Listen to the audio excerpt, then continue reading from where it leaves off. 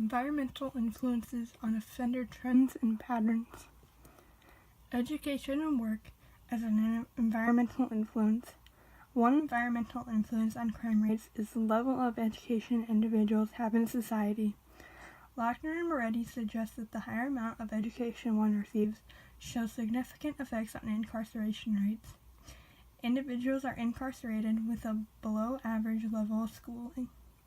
Social control theory suggests that individuals are more likely to commit criminal actions if they do not have a bond to something.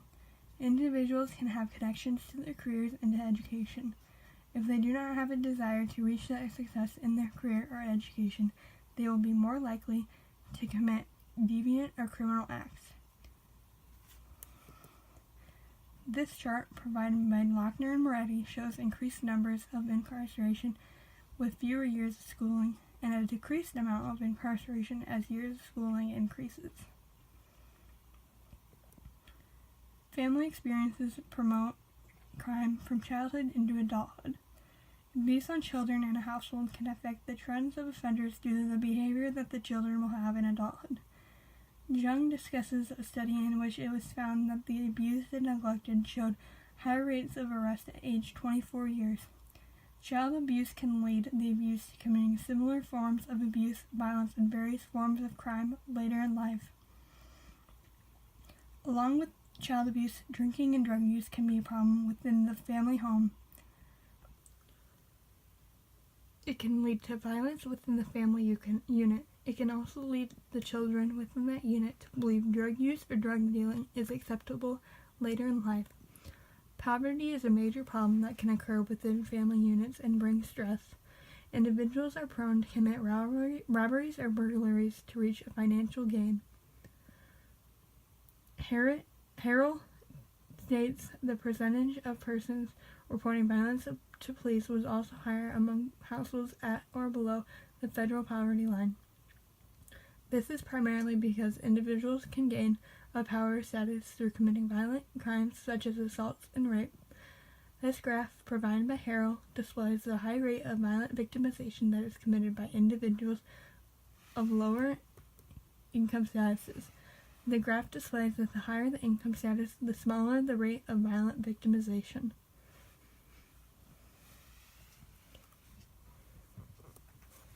Friends and neighborhood affect deviant behavior and promote gang violence. Peer pressure influences the way teenagers and adolescents socialize with their friends because they want to look cool. It makes them believe that they must act a certain way and involve themselves in deviant acts to be accepted by their friends or peers. This leads teenagers to the wrong groups, drugs, underage drinking, etc. Gangs are increasingly common in communities and neighborhoods. They can lead to a high increase of crime rates. The National Gang Center discusses that gangs can bring conflict to a community based on the property, violent, and drug crimes that are committed. Examples of gang-related activities can include assault, graffiti, drug dealing, and motor vehicle theft. The graph displays numbers of criminal offenses reported as gang-related, provided by the National Gang Center. Gangs can show a similar pattern in their criminal activity based on the MO that is used during the crime. The crime trends will continue to increase as more gangs appear and grow. Social media displays private information that allows individuals to become victims. Hacking to commit identity theft has become a commonality among all forms of social media, such as Facebook, Twitter, Instagram, etc. Tiscadarius and Ziadali explain through social media, deceivers may gain access to an identity and use it to obtain additional information from their peers.